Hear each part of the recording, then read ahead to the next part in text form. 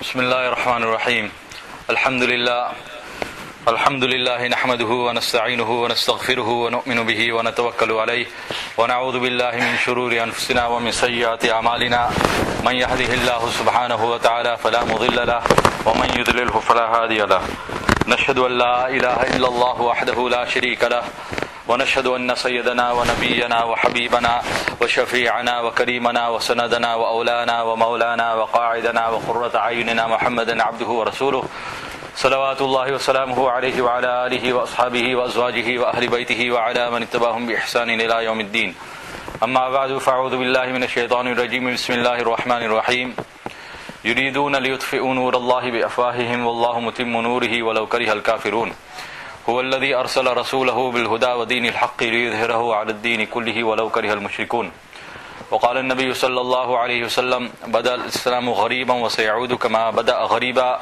فطوبى للغرباء وقال عليه الصلاة والسلام إذا تبايعتم بالعينة وأخذتم أذناب البقر ورضيتم بالزرع وتركتم الجهاد سلط الله عليكم ذلا لا ينزعوه حتى ترجوا إلى دينكم أي إلى جهد دينكم صدق الله مولانا العظيم وصدق رسوله النبي الحبيب الكريم ونحن على ما قال خالقنا ورازقنا لمن الشاهدين والشاكرين والحمد لله رب العالمين. Dear respected elders, brothers and friends, in the hadith it is said that if there's a gathering like this taking place and somebody comes into the gathering and two people move aside and give a space to that person who's arrived, Jannat becomes wajib for those two people. We give a place to somebody, Allah Ta'ala gives a place in Jannat. So Rasulullah Sallallahu Alaihi Wasallam has taught us how to sit in the gathering. So all the brothers are requested, if there's space in front of us, fill the spaces, and when people come, join us afterwards, then we should move them forward as well.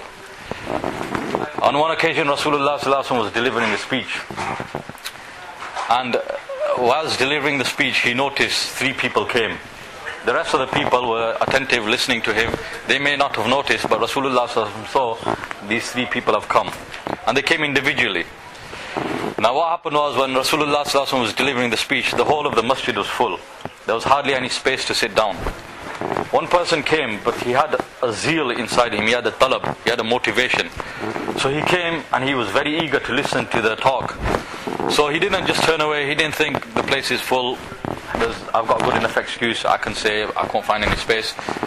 But he instead, because of his motivation, he looked for space and then he moved forward and he came and sat down. Second person came after a while and he saw that there's hardly any space, and he didn't have as much zeal as the first person. So he didn't look for the space, he just sat on the edge near the door or outside the masjid. The third person came after a while and he looked at the gathering. He said there's no space here. He had less zeal, so he turned away, he went back home. So during the course of the speech, Rasulullah Sallallahu Alaihi Wasallam mentioned these three people, not by name, but he just said three people came. The first person, he sought refuge with Allah Subhanahu Wa Ta'ala. So Allah Subhanahu Wa Ta'ala gave him refuge. Meaning the person who came forward, Allah Ta'ala has given him refuge. He said the second person, he shied away from Allah Ta'ala's mercy, so Allah Ta'ala's mercy also shied away from him. And the third person, about the third person who looked, said there's no space, didn't make an effort, and turned away, went away. He said the third person, he turned his back to Allah's mercy, Allah Ta'ala's mercy also showed its back to him and turned away from him. So this is why, brothers, it's very important in these gatherings, whenever the gatherings are taking place, whether it's ta'aleem, whether it's a speech, whether it's a bayan, we should sit attentively, we should sit close together, and when the other brothers come, we should join them in the talk as well.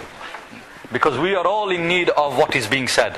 None of us can claim that, Alhamdulillah, I have 100% full deen in my life, I don't need deen, I don't need Islam, I don't need any more hidayat. We are all in need of hidayat. We are all in need of guidance from Allah Subhanahu Wa Ta'ala. Once a person is given guidance, then everything becomes easy for him. This world and the hereafter becomes easy for him. If a person is lacking in hidayat, then the easiest of amals become difficult for him. I always give the example that, we travel, I'm from Bolton, you can probably tell from my weird accent, sorry about that. When we travel from Bolton down to Bristol, down to Cardiff, down to London, 3-4 hour journey, so many times it happens that people are sitting there in their cars, not even driving, just sitting there, for 4 hours doing nothing. They've got nothing to do as well. And yet they won't get the tawfiq to say one subhanallah even. When you go to other countries, like when we go India, Pakistan, etc., the train journeys are 24 hours, 48 hours long, 53 hours long. People are sitting in the train doing nothing, got no job to do, and yet they won't get the tawfiq to say one subhanallah even. And there have been times in our lives as well, brothers, let's not kid ourselves, when months may have passed by and we didn't say the name of Allah subhanahu wa ta'ala, we didn't offer salat. So Allah subhanahu wa ta'ala gives hidayat, He is a hadi, He gives guidance.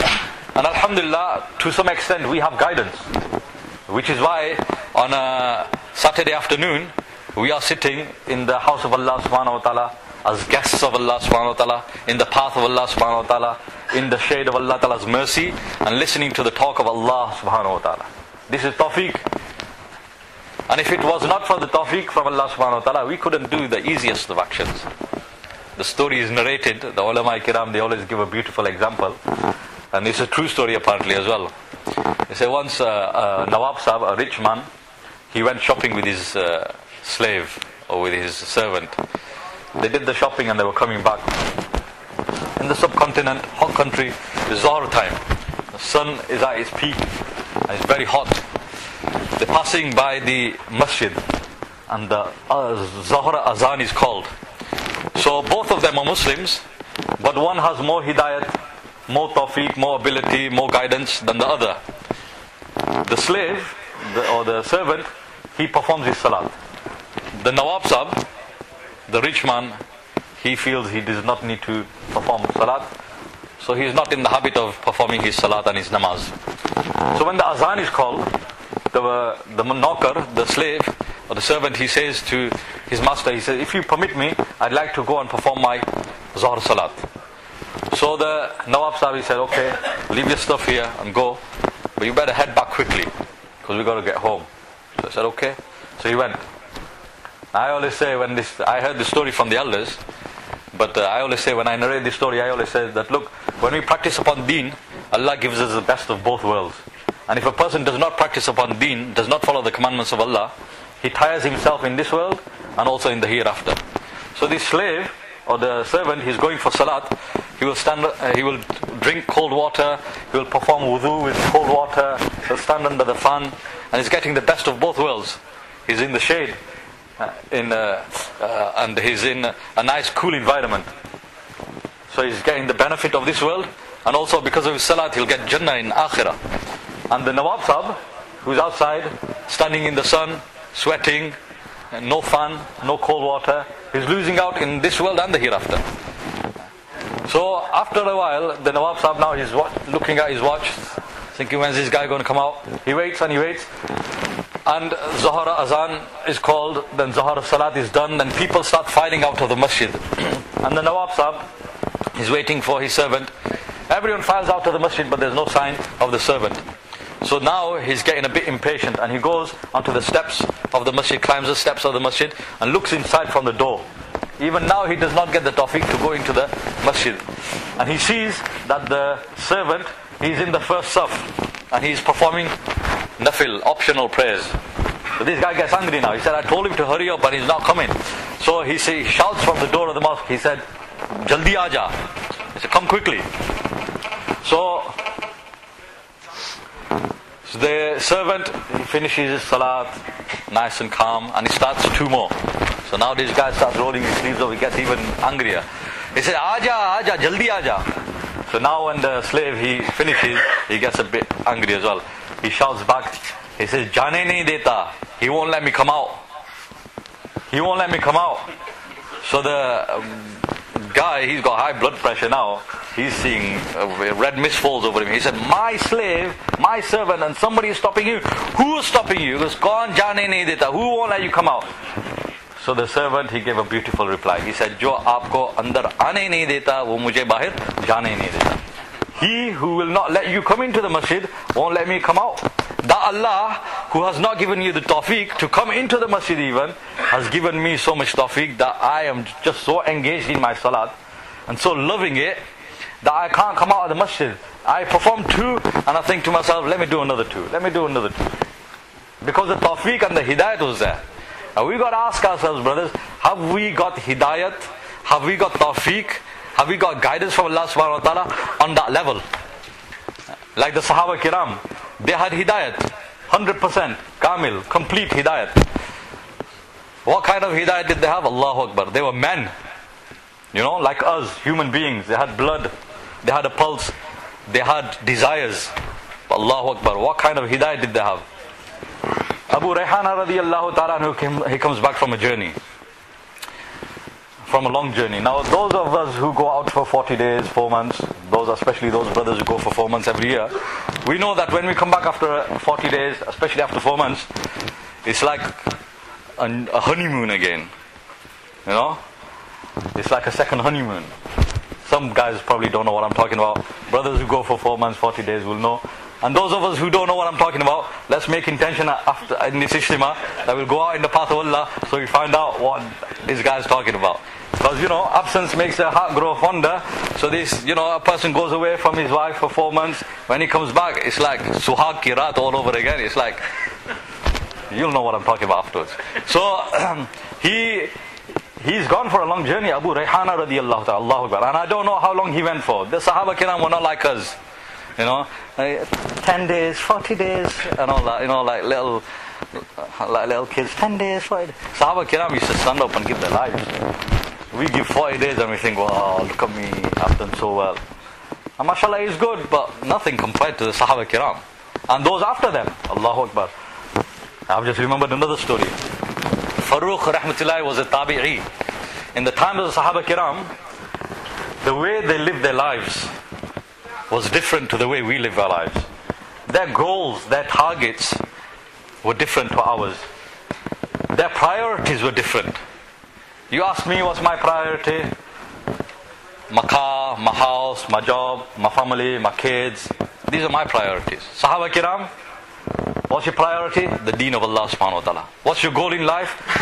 To strive for the deen of Allah subhanahu wa ta'ala. What's your ultimate aim? To die for the deen of Allah subhanahu wa ta'ala. What would please you more than anything? That deen spreads throughout the whole world. These are the aspirations of the Sahaba Kiram. And ours is something else. So when the Sahaba Kiram and the people after them, when they used to go to the masjid to perform salat, they were not like us. On Saturday, it's a takeaway day. In most families. So sometimes when you've had too many takeaways and it's hurting your pocket a bit, and the wife says, I'm not cooking today, it's takeaway. Then you say, no, I love your fish and chips. Your fish and chips are the best. Do fish and chips today. So she's okay then. So now what happens is on a Saturday, the brother's going for salat and his wife says, when will you be back? Then I can fry the chips for you and everything. So what does the brother say? Or what do I say? Allah forgive me. She said, when you come back, I'll start. I said, no. Start frying now. I'll be back in a minute. So I'll go and play my Asr Salat quickly. By the time I'm back, takeaway is ready. And that's how it is with us. We're with the masjid, in and out, lastminute.com. Last one in, first one out. Pray sunnats on the way back home. Allah forgive us. Isn't it? And Sahaba Kiram, Allahu Akbar, look at the difference between us and them. In the time of Sahaba Kiram, if somebody went to their house, knocked on their door, Assalamu alaikum, wa alaikum salam, I'd like to meet the person, is your husband in? She said, no, he's not. Where's he gone? He's gone for salat, to the masjid for namaz. When will he be back? I have no idea. Might be tonight,